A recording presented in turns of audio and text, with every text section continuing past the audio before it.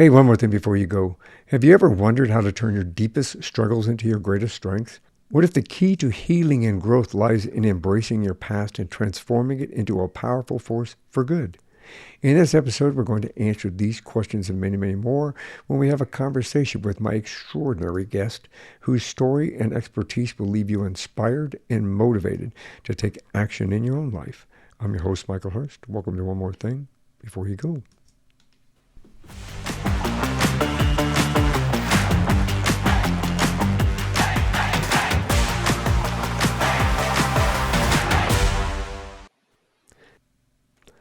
My guest today is Denise G Lee. She's a transformative business coach, a podcast host, and a creator of courses designed to help individuals heal, grow, and lead.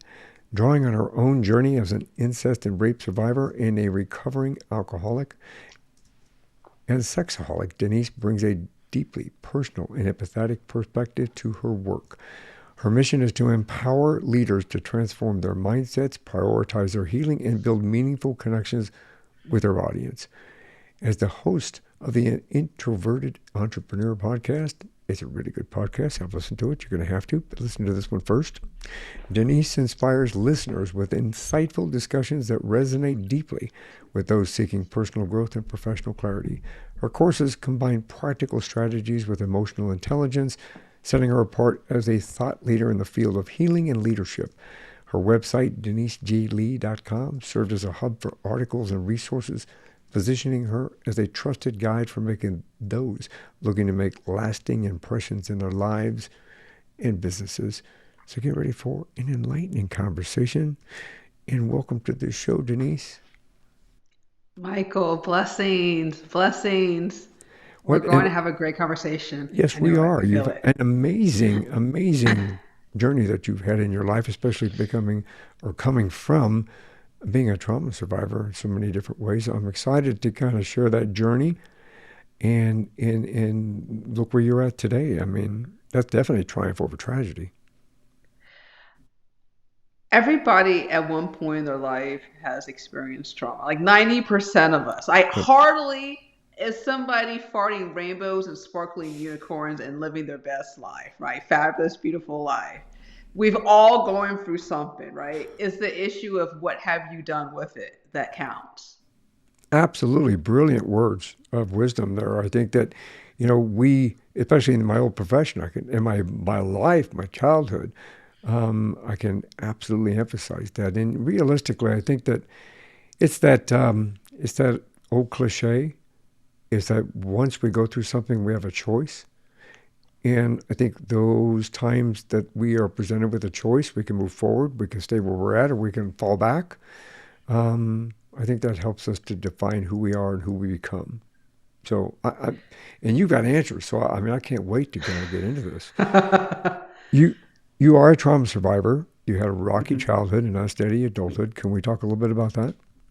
Yeah, so every time I talk about my childhood, it always feels like I'm talking about somebody else's stuff. Like I'm like reading through some Hollywood script, right?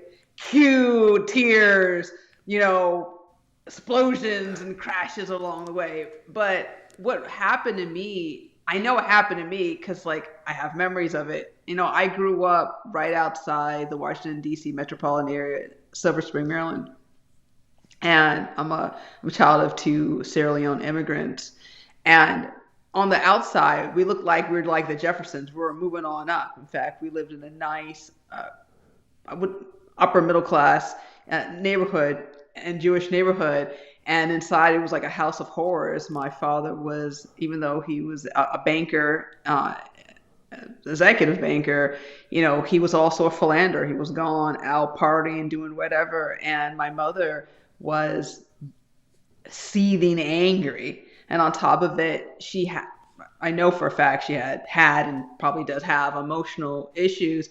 And from as long as I can remember up till 14, before Child Protective Services took me away, she abused me mentally, physically, sexually, and I couldn't really understand a life other than chaos, confusion, yelling, screaming. I mean, I remember so many times, like when my mother would get into rage, she would just strip her clothes naked and run around the house, sometimes with a knife in her hand. I remember like when I got in fights with my brothers, she thought it was a great time to call the cops because she couldn't handle dealing with people without it exploding into craziness.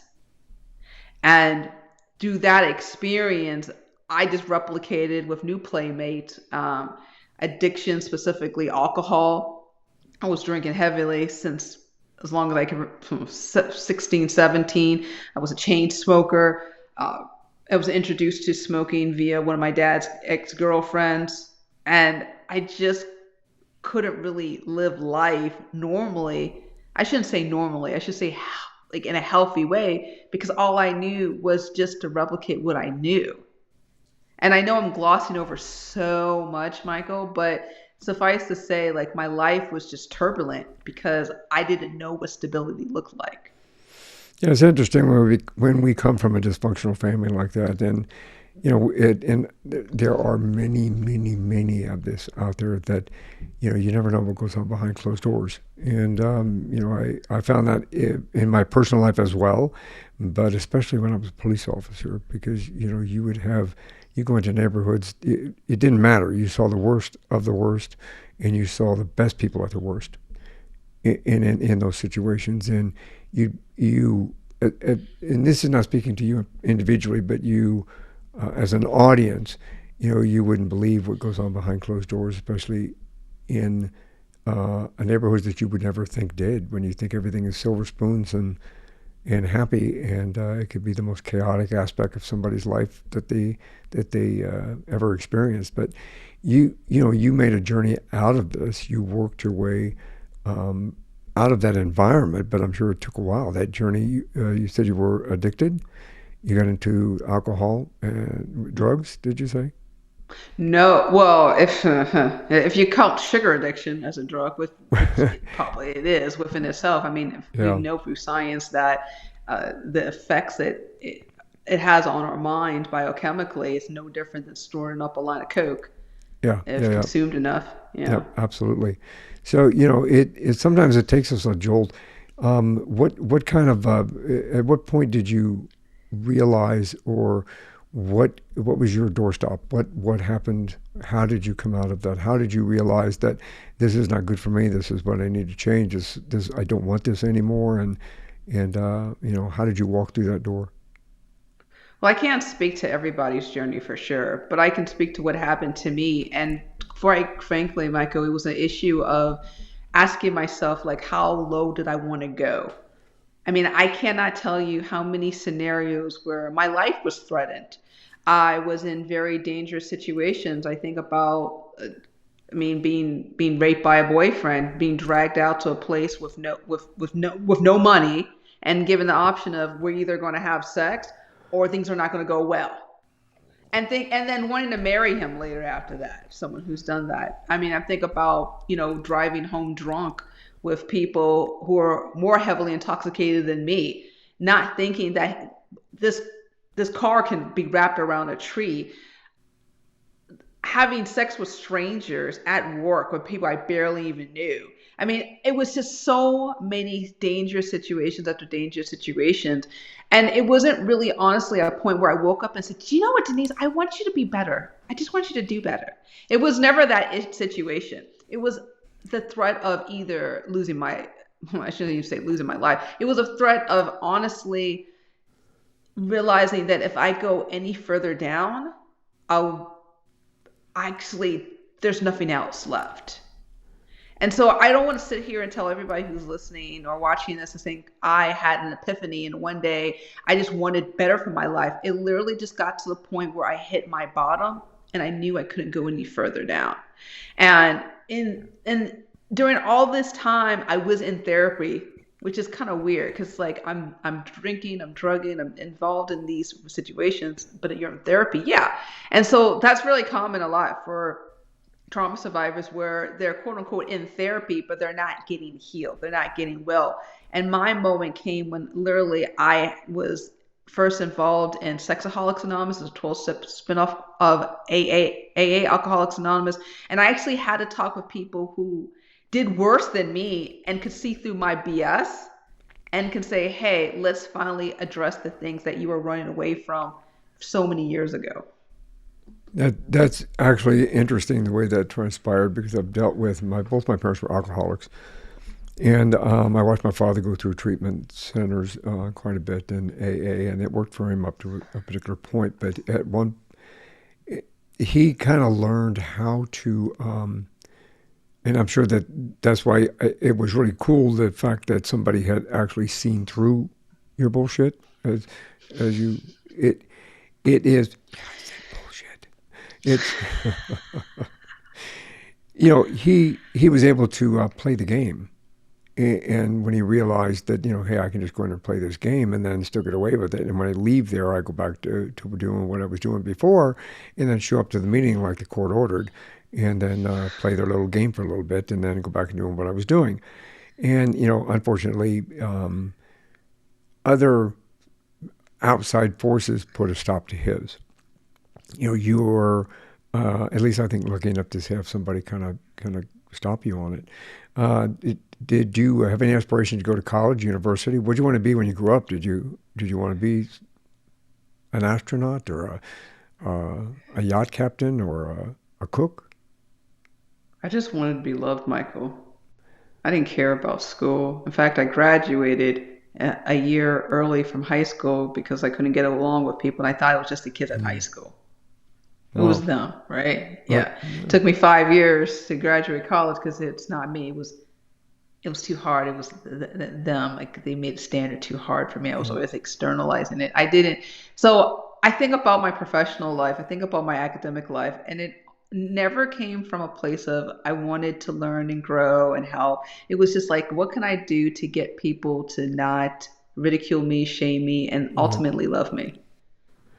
Yeah, that I think there are more people out there that are in that particular position than we really want to admit to. Yeah.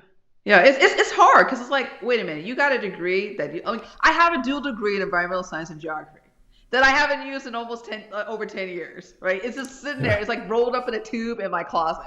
Like I don't even use it because when I think about everything that I did that surrounded accumulating that degree while zonked out, drugged out, was from a state of insecurity, fears, and just Mhm. wanting desperately to have someone applaud me.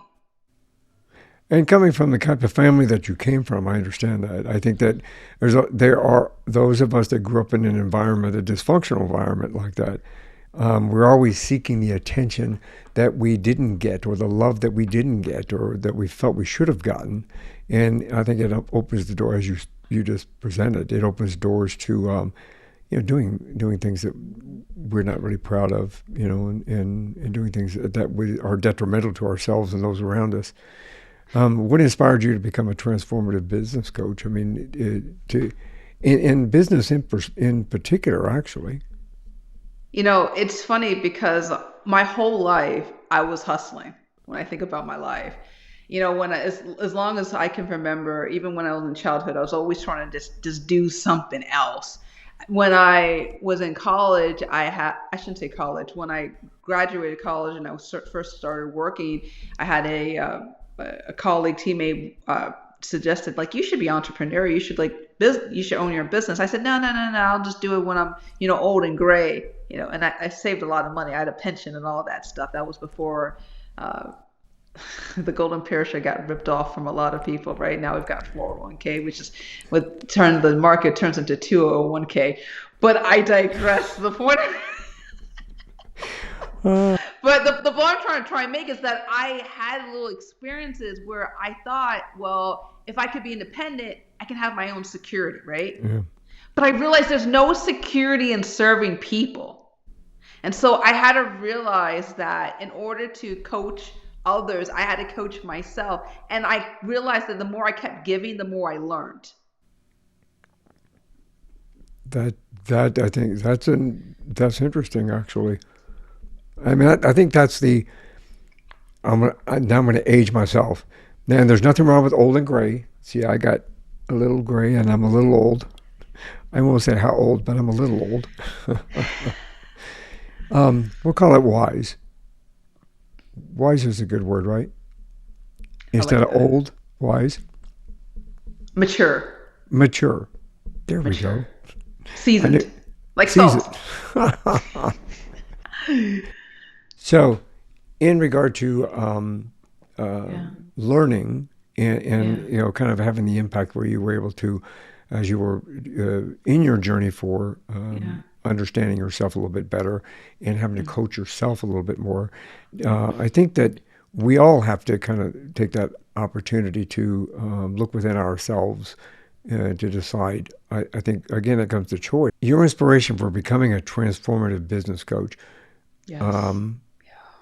turned you into an entrepreneur.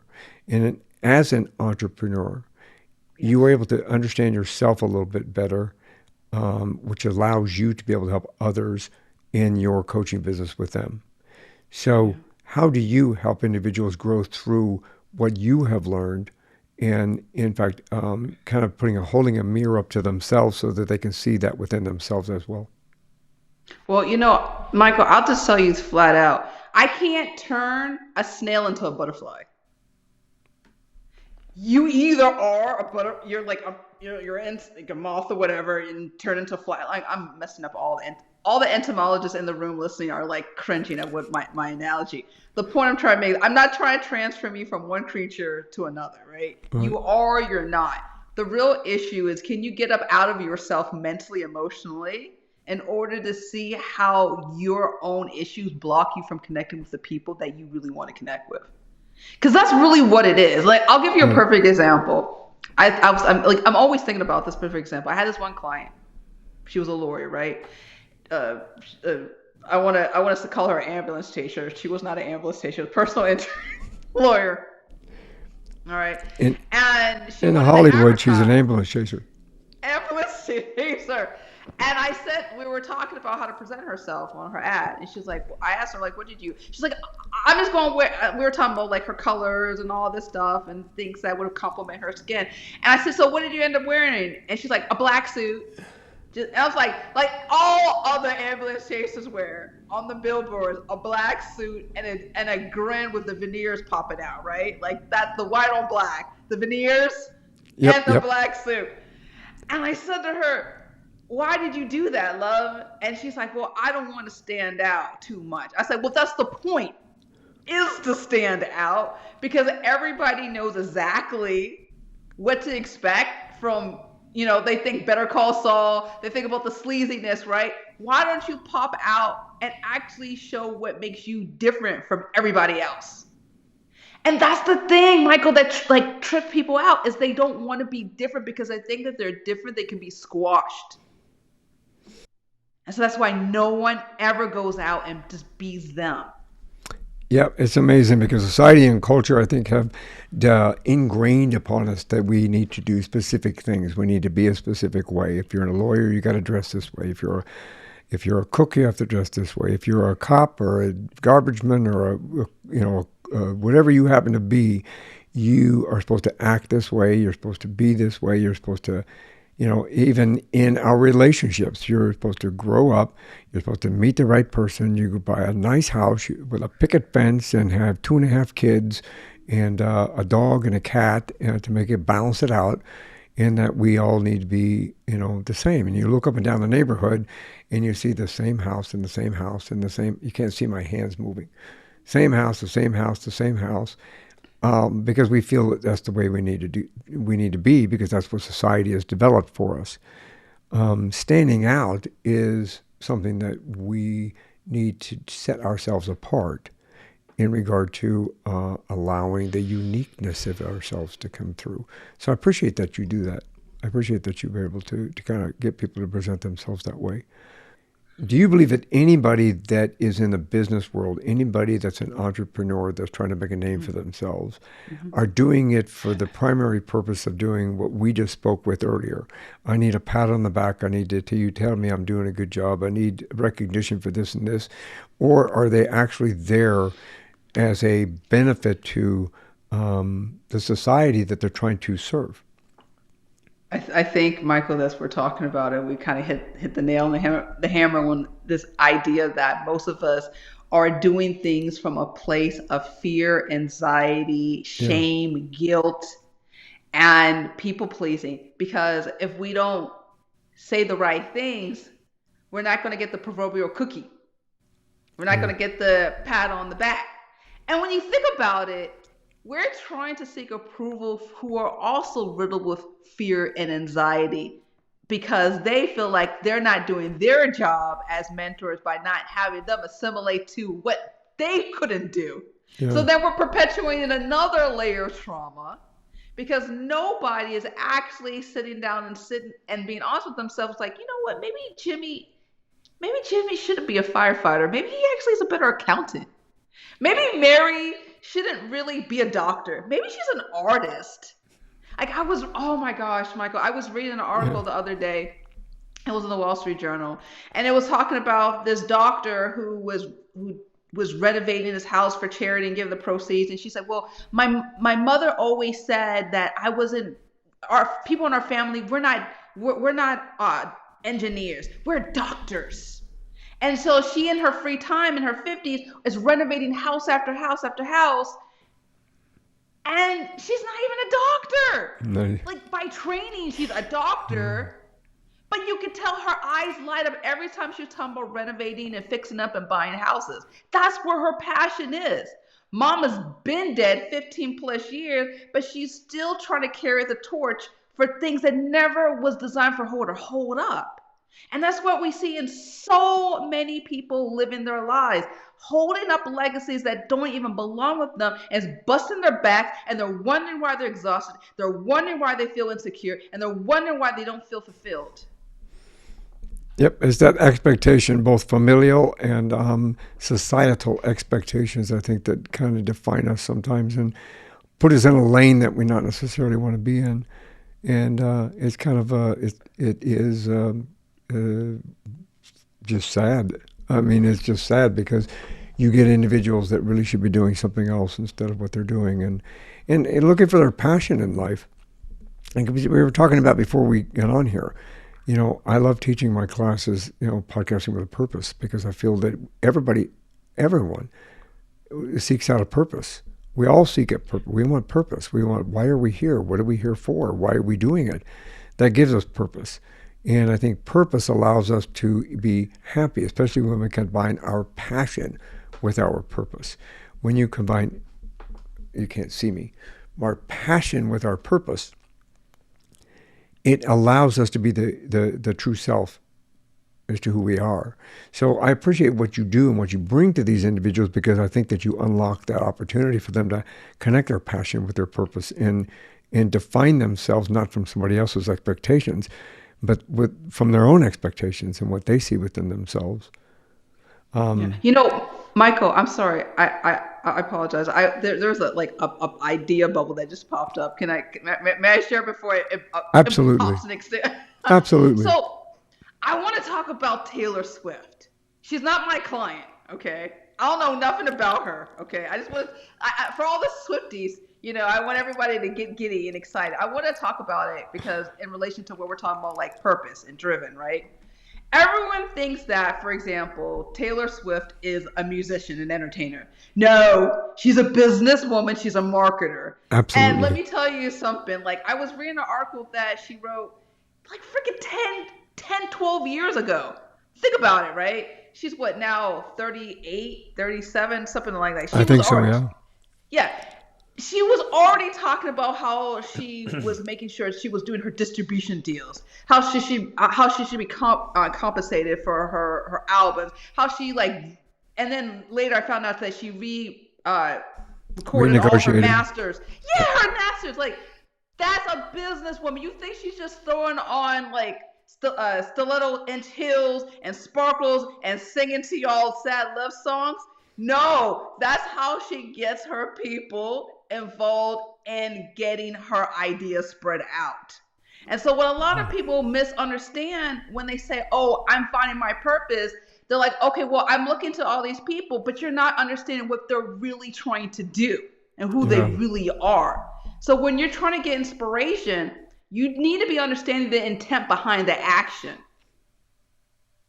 Oh, absolutely. And on a side note, we saw Taylor Swift when she was 15 or yeah, 15 years old, and she was at we have a little city north of us where we first moved to when we moved to Arizona called Anthem, and it's a part of Phoenix, but it's not. It's like a township, I guess, very small community, and they have the outlets there. Taylor Swift showed up there for Christmas, and she was on an extremely tiny stage. This stage was maybe 30 feet wide. It was a portable stage that they put up, and she had people that brought like banners and were holding the banners around, and she sang during that for the Christmas special. She had an agenda that she sang with, and her parents were there, and or her mother at least was there, and she had other people that were working with her, and you could see the drive in this 15-year-old and see what she was doing because when she was there before she went up on, I'm a cop. I was a cop at the time. I was a cop. So I have observation skills. So I watch people. So I'm watching her before she gets up on stage, and we were right next to the stage. I'm watching her, and she's looking at the people, and she's analyzing the people, and she's kind of checking them out, and kind of, seeing where she's going to look when she gets up there, how many people were there. So yes, it's a brilliant analogy that you're using, I think, because you could see it in her face. You can see that she had an agenda, and that agenda was not only to entertain, but was to take that entertainment, make a name for herself, and start building upon that. And look where she's at now. Yeah, I mean, she's getting like exclusive deals with like what movie theater chain for her Eras tour. She making an exclusive I don't know book if it's deal with AMC. Target. Was that AMC or Yeah, Harkins? Um, look, look, that's next level thinking. And I think a lot of absolutely. people think, well, I want to be an entrepreneur. I'm like, it doesn't. Everybody wants to get paid, but few people understand how to capture the soul of a human being Oh, and absolutely. monetize that. Yeah, yeah. That's a unique brand, and you either got it or you don't. Well, she absolutely has it because she's a billionaire. I mean, she's a billionaire, but she also spreads her wealth around because she also does good things with her money, and I think that's part of her business plan as well. She doesn't just be a billionaire; she is also a humanitarian, and she has compassion, and she gives back, and she expresses that through her brand. So she created it all boils down to she created herself a brand that everybody resonates with, but they know it's Taylor Swift. They know she's a good person as well as an entertainer. So yeah. Thank you. Yeah, thank you for interjecting that. I think that's a good. I can only hope that we have Swifties watching this and listening.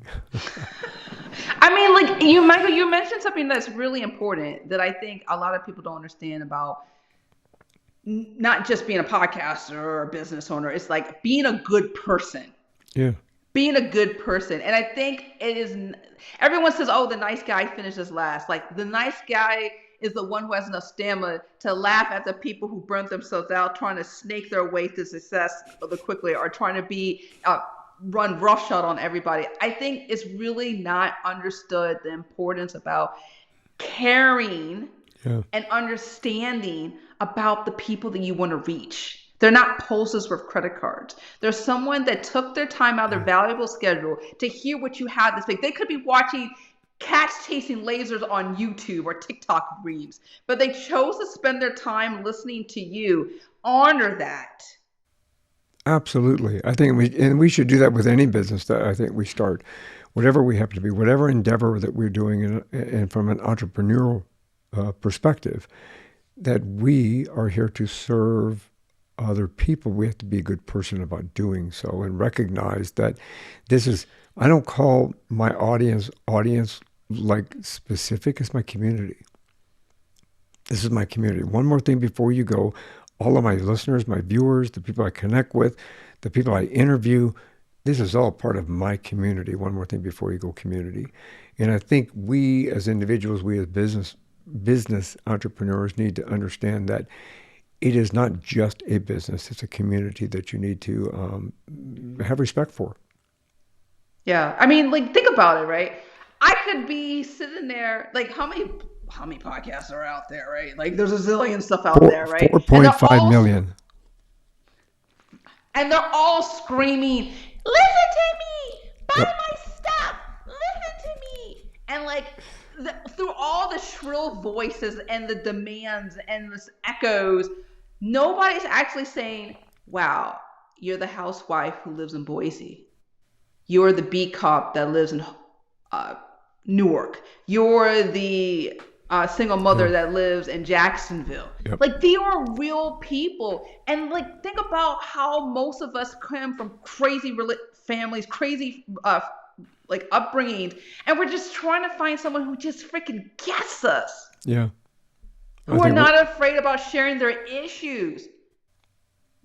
I agree with that, and I think that through, I mean, everything that you've done within your life, you have created an environment for people to have a voice, and for people to have opportunity, and I think that that's a wonderful thing because it allows you to do the same thing and express that upon others, and allow them to understand that bringing something to the, it's not what are you going to what are you going to provide. Let me see. It is more along of what can I do for you? What can I do for you that you're going to benefit and walk away with in a positive way? And I think that through your podcast and through what you do for your coaching, I've not attended your coaching sessions, but I did, I've read everything in your blogs and your website and everything. And I think that you present an opportunity for people to better themselves in a positive way and do it through a business perspective. Thank you. I really appreciate that. I mean, one of the things that I've been really intent on with my blog and my website is, can I sit and write the things that really represent me? Like, can I really inject Yeah. myself? Like, I will talk about my childhood trauma. I will talk about the sloppy, nasty things that had happened to me and what I've experienced.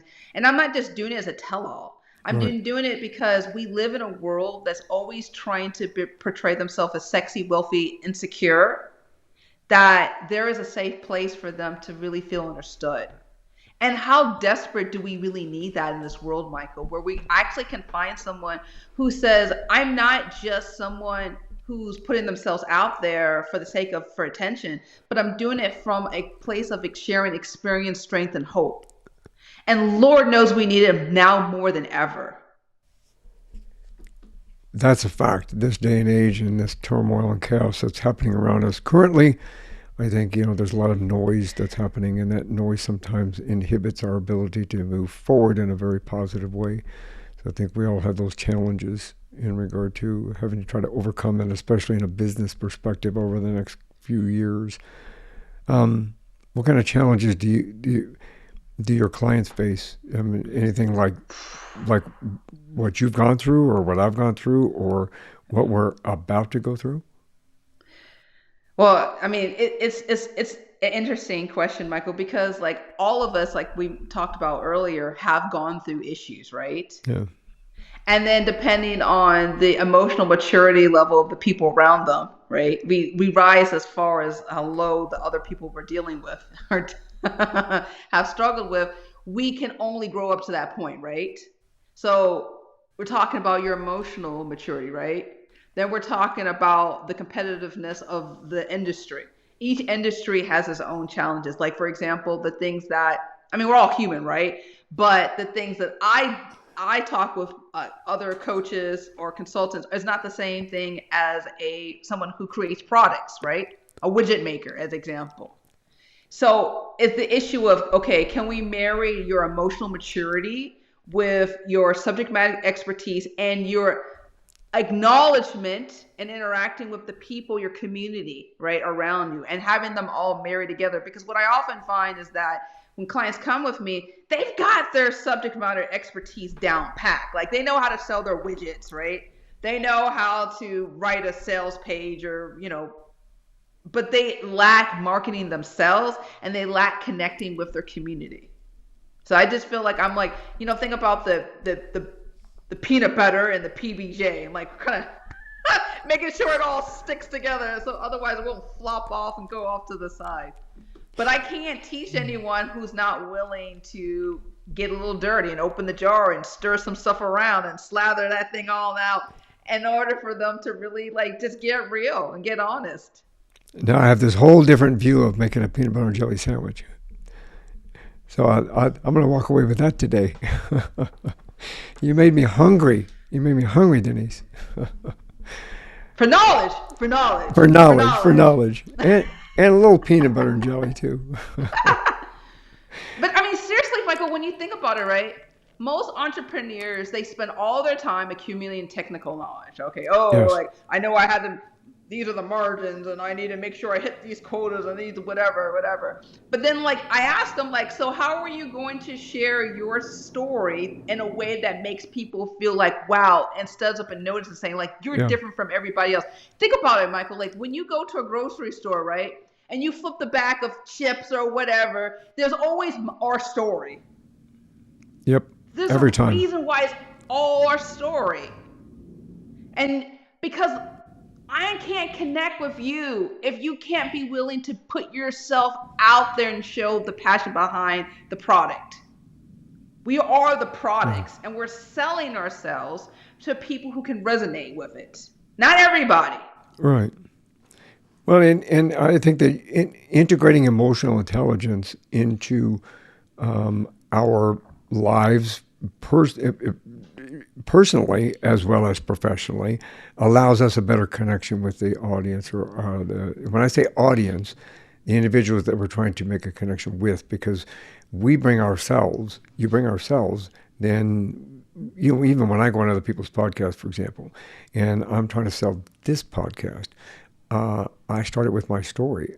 I tell them my story. I think I give them my story because it gives me an opportunity to relate to other individuals out there that have experienced or gone through the same thing that I went through, the same journey I went through, or similar to my journey, that allows me to be able to make a connection with them enough to engage with them. So integrating that emotional intelligence into our methodology brings the game forward, I think, a little bit. And Yeah. I mean, you do that in your coaching in courses, don't you? You show how Yeah, somebody how yeah. to do that. Yeah, a little bit. Yeah, I talk. A little bit, little bit. He's a Just a little, Robert just De a Niro, little little bit. bit, little bit. little seasoning here or there. I mean, because here's the thing, right? I think for a lot of people, like, well, if I say the wrong thing, I'm going to lose them. But sweetheart, you've already lost yourself. That's why we're sitting here talking. You know, You're, exactly. I mean, look, I have a bachelor's degree in business management, and when I came out of that, now, let me compare it this way. okay. When I became a sergeant with a police department, had to go through a school for training for being a supervisor. I had been a one striper before that, kind of a corporal, and you get a little bit of introduction into being a sergeant, Yes. but Yes. not the full scope of being a sergeant, right? So it kind of a stepping stone. So when I Yeah. became a sergeant, I went to school to become a sergeant, and then they Yeah. teach you supervisory roles and how to manage people in a team, because I got a team of 13 people, and you have to manage schedules and time and everything involved in those team members to make that team work effectively and efficiently. So I learned the basics of that, and then I learned how to do that practically when I went out on the street. Okay, that was my stepping stone to becoming a lieutenant. I was on my way to lieutenant before I got interrupted, but same principle. I had to go and learn. I would have had to go to school again. I would have had to go to classes again, get certified so I could teach as a lieutenant. Well, when I went to business management school, not school, but university to get my business management degree, they threw all that kind of stuff out the window, and it was more numbers and cost and reaching numbers and making sure that everything balanced the way it was supposed to be balanced. Not many of my instructors brought in the emotional intelligence of connecting with an audience. They brought the analytical aspects of whether or not you could sell a product, or whether or not you can manage a team, or whether or not how to manage your company. It wasn't from a personal perspective. It was from more of a business analytical perspective. Why isn't this working? Why should that work? And should we implement this and that? I didn't realize until after I came out of that I needed to go back to, especially when I did this podcast, we talked about it in the beginning. I went from, Denise, sit down, empty your pockets, tell me where you're on Monday, to having a conversation. because we're here to connect with individuals, to engage with individuals, and I think incorporating that into a business modality is much better in creating and growing your community than from an analytical perspective. You know, it's funny when you were talking, Michael. I was just thinking a couple of things. First and foremost, those instructors were probably just as stale as day old bread, right? They Talking all analytical about stuff they don't even understand because they haven't had boots on the ground. Because if they knew with a straight face, they couldn't even smear that garbage out because they know that wasn't exactly. how this worked in the real world. Remember, oh gosh, remember Rodney Dangerfield? I do. Okay, because I get see, I'm no not that respect. old. No respect. I get no respect. Remember, I forgot what show he was like, what movie it was, but he was like somehow he was in a student for Back to whatever school. reason. It's called Back to Yes, School. He went back to yes, school and yes. he bought the whole area to go back to school with his kid. His kid was going to university, and so he bought the whole floor or something and built a library, and people, yeah, Remember there was this one scene. I'm going to garble it where the professor was like, okay, let's how do you buy this project? He was like, well, you got to pay off the foreman. You got to do all. You got to shake hands with these two legs. And they're like, no. You have to be permanent. Like, look, I'm telling you how it's done in the real world, buddy. And yeah, like, yeah. we need that. We need like this is how it's done in the real world. But academia is not real world. Exactly, exactly. That's why you need an arts degree. I mean, when you think about it too, like I remember my husband told me this. He's like, not that he's bitter. Actually, he is super bitter about this. He went to Columbia, got himself a nice Ivy League degree. He was learning all these languages. Come to find out, the year that he graduated, they switched up all the languages and they have a new language that was more marketable. He was like, wait a minute, I spent 4 years learning a language that's not even marketable right now. And when you think about it, like I paid for that. Yeah, I paid to be indoctrinated in something that was antiquated. yeah, Think yep, about even in military, like I shouldn't say military. I'm thinking about corporate America, the command and control model. yeah. That is built on the industrial age, It where is. everyone was working on the factory line. That is antiquated, but Well, we keep repeating it, all this stuff over and over and over and over again. and I think, unfortunately, I think we are indoctrinated. If we go back to COVID, not to bring up that subject, but when you go back to COVID, you all the business people, all the corporations, all the agencies, all the companies were all going, we got to get back to normal. We got to get back to normal. We got to get back to normal. And during that time period, what we as a society started understanding was what they called normal really wasn't normal. It was their normal. It wasn't our normal. My wife got to work from home for 2 years, work from home. It changed the dynamics of our family in such a way that we got to spend lunchtime every day, sitting there and eating lunch and enjoying lunch. She didn't drive to work 45 minutes to an hour to get to work, or longer sometimes here in the Phoenix traffic, and then spend 8.5 hours at work, shove a 30-minute lunch down her throat, and then, come back home in the same hour, crappy traffic. And then by the time she got home, she was too tired to do anything else. And she went from that to being able to have lunch, get up in the morning, go out and watch the sunrise, have a cup of tea on the back porch. We had a balance. Well, luckily, she works for the government here. Luckily, they recognized that, and that productivity became out better with people who were working hybrid or working from home. So they created a hybrid schedule so that it works. So the majority of her department work on a hybrid schedule. So she works home 3 days a week, or excuse me, 2 days a week, and she works in the office 3 days a week. But it allows that that work-life balance. And we thought, maybe this is more normal. Europeans Mm. have it. Europeans have it right. You have a nice breakfast. When you go to lunch, in France, if you go to lunch, your boss is not allowed to call you while you're at lunch.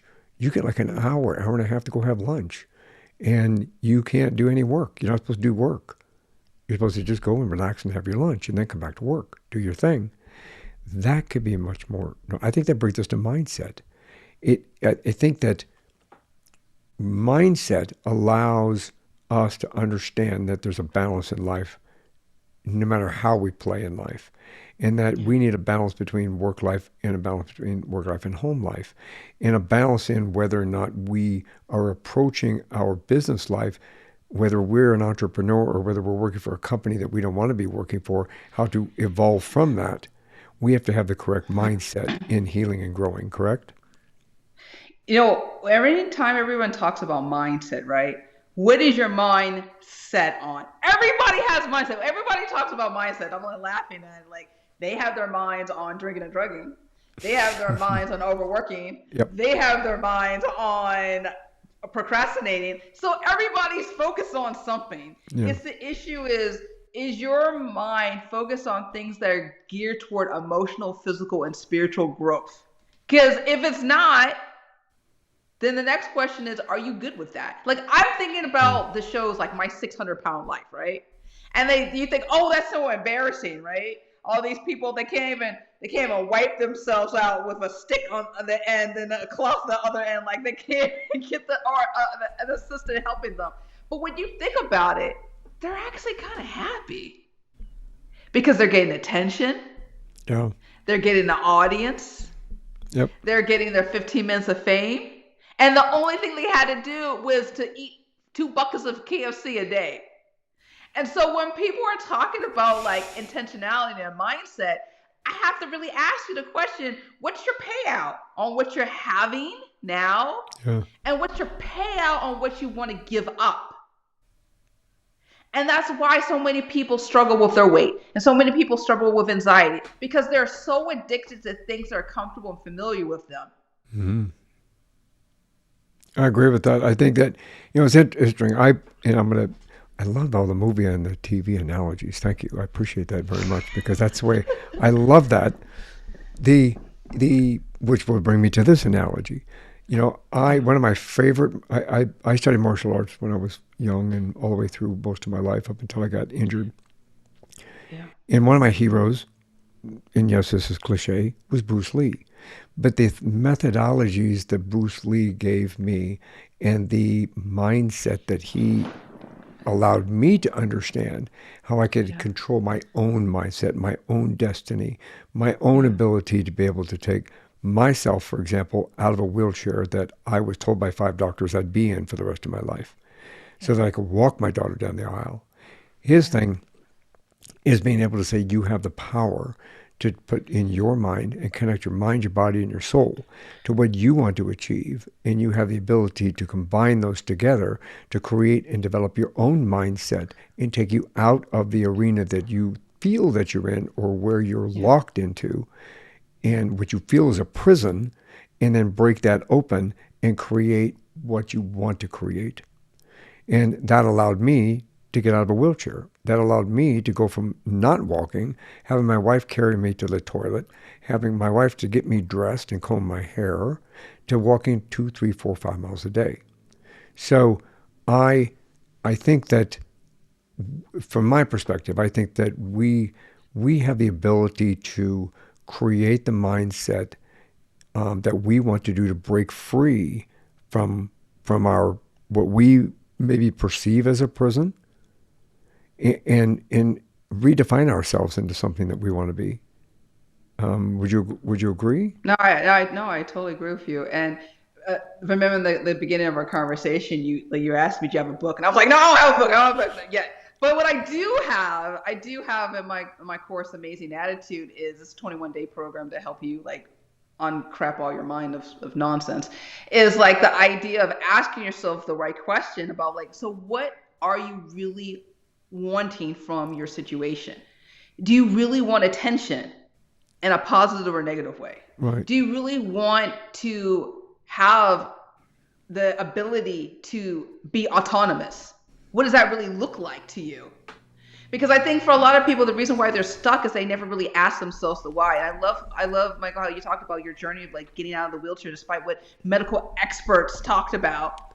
and understanding like, wait a minute, it's a science, right? Meaning that they always have to test and disprove things. It's not for certain, right? And so if they're not completely sure because they're scientists and lab coats, why am I betting my livelihood, my health, my mental like overview of life based on finite fickle people who can't even guarantee what can happen to me, right? And so when we realize that I need to stop operating from a part of helplessness, a part of pity, right? Into a part of empowering myself.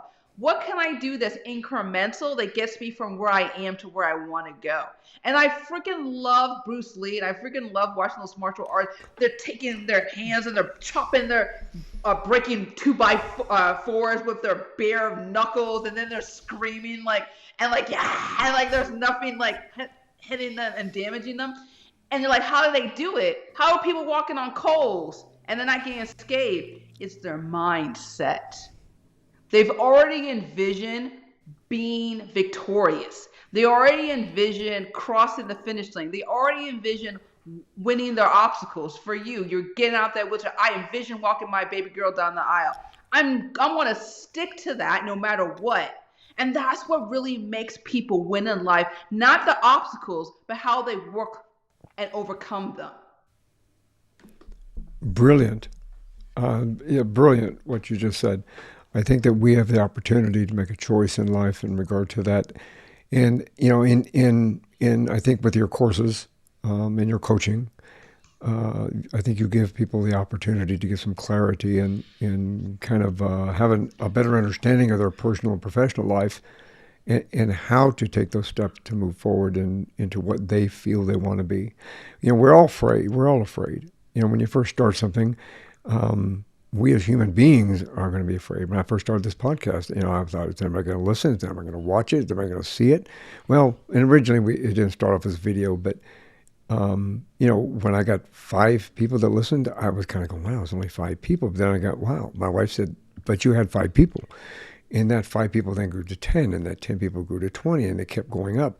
But then my fear was, can I hold on to this? And my fear was, can I continue to build this the way it needs to be built? And I think that's where I had to step out of my own zone and understand, because we're all afraid of failure. I think, we're given that expectation, you can't fail, you shouldn't fail. You can't reach out, and if you try to start a business and it fails, then you're a failure. But you're not really a failure, because what you've done is learn something. You learn what not to do the next time you start a business. You know what mistakes that you made when you did this. You know what to change when you go forward with something. That's when I took Bruce Lee's advice with be water. You got to be flexible and fluid, be water. And in doing so, it allows you the ability to be able to be flexible and understand that your opportunity is still in front of you. You just have to be flexible enough, observant enough to walk into that opportunity. What advice would you give to someone who's struggling with divine clarity?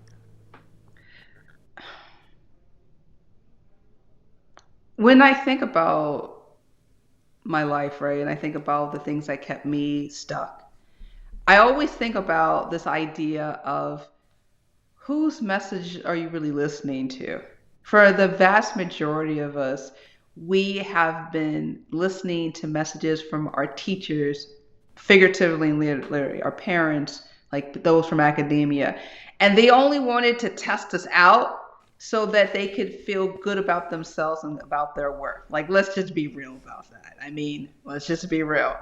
And so if I'm only doing things from a mindset of testing, right? I need to get an A, I need to have this margin. And I'm not doing it from a place of like, is this really representative of me? If I'm going to die today, am I going to be good about what happened, right? If I'm really going to be honest with myself, that clarity comes from like, where am I getting my motivation from? Am I coming from a place of fear and worry, anxiety, people pleasing? Or am I coming from a place of richness, honor, authenticity? If I die today, am I good with how I left everything? Like, that's how you should wake up and live your life. You should, like, I'm going to quote James Dean, like, you should live as if, I'm going to called him James Dean. You should live as if you're gonna live forever. Pardon me. You should live as if you're going to die today, and then dream as if you're gonna live forever. Meaning that a lot of us are always fearful of things, and that prevents them from actually carrying out their dreams. And clarity comes from like, I know my life is finite. How in the world can I be able to live my life to the fullest? Because they're going to judge me regardless. That's a given. But can you judge yourself on how honest you were? That's the question. And I love James Dean. We could have a whole nother show where we can just talk about different, and add all of those in to the mix. That I think is that's a profound, not just an observation, but it's a profound way to understand ourselves too, not just from a business perspective, but from a personal perspective. We need to look within ourselves. Again, as I said earlier, I'm going to make a confession here. Go for it. I didn't kill anybody or anything, so it's not that bad. Bury the body and drop it down a mine, or realistically, I think we're all afraid of failure. Every time we try to embark on something, we have to wonder whether or not, and I'm just reiterating what you said earlier, whether or not my father would approve, my mother would approve, my wife would approve, my kids would approve, my grandparents would approve. And I think from what I gained from our conversation today, I shouldn't really look at whether or not I'm getting approval from all of these individuals. I should look within myself and see if I approve of myself. Is that? Yeah. It's so funny, Michael. Like, I was walking my kid to the school bus today, and I was telling him that, you see this house right there? It's recently, we have new neighbors. I said, did you know that last year they brought a big old dump truck before the new neighbors came, and they just filled it with furniture and artwork, and like they cleared the whole house out. It was like a 3,000 square foot house. They cleared it out. You could just tell someone just died, right? And I knew the new neighbor came in and renovated the bathtub. It's probably bad juju. That's probably the person died. Anyway, the point I'm trying to make is that they renovated, they gutted the whole house. Everything got thrown out, right? Think about your mind, Michael. How are we carrying stuff that's going to be wasted and thrown in the trash, never to be seen again? But we're holding it precious, even though the mess didn't serve them. Yeah. Obviously, it's not serving other people. Are you willing to excavate before death excavates everything? What a profound way of saying that. It's just brilliant, actually. We could talk. I could talk to you for another hour. Our time went by so fast. It went by way too fast. Let's tell everybody how they can get on a pathway to excavating their stuff. Yo, Michael, it's been such a pleasure talking with you. Such a pleasure talking with all my peeps, my newfound peeps who are listening, watching, consuming this information. The best place for people to find me is on my website, deniseglee.com. Just take my name, remove the spaces, add a com, and you're there. Boom. There you'll be able to obviously listen to my podcast, Introvert Entrepreneur, and read my articles, all that fun stuff.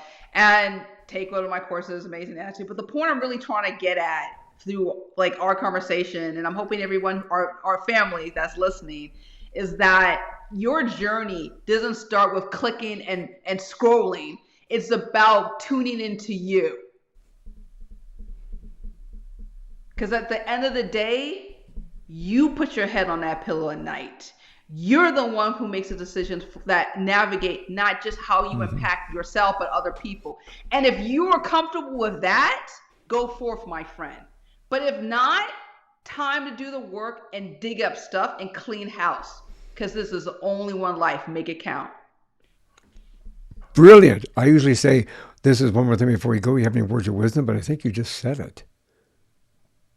I'm on it, Michael. You're on it. You're reading my mind, Denise. You're reading my mind. Well, you got that Joe Pesci vibe, so I felt, talk like a wise guy. Oh, that's funny. I met Joe Pesci once, and maybe that's where I Yeah. picked it up from. Yeah. Oh, Denise, thank you very much for being here. I usually say one more thing before you go. Do you have any words of wisdom? But and I'll ask you because maybe you have more. This is one more thing before you go. Do you have any words of wisdom? You know, if I died today, I would be at ease because I knew that I came from a place of love, honesty, authenticity, and caring. And if that is not where you're at, there is the time right now. Not next week, not next year, now. Go for it. You got this. Brilliant words of wisdom. Denise, thank you very much. It's been a pleasure to meet you. It's been a wonderful conversation. I can't wait to have another one with you down the road, maybe next year. And thank you for your wisdom, your experiences in sharing your journey, and just everything about you. Thank you. Thank you, love. I'm so glad I was here. I think we had a great conversation. Me too. Me too. For everyone out there in the community, I will have everything in the show notes in order to connect with Denise. And so you just click that button and it'll take you right to her website. Consider browse it, read the articles. They're great. And, take a coaching class and all that good stuff. And one more thing before you all go, have a great day. Have a great weekend. Thank you for being here. Thanks for listening to this episode of One More Thing Before You Go. Check out our website at beforeyougopodcast.com. You can find us as well as subscribe to the program and rate us on your favorite podcast listening platform.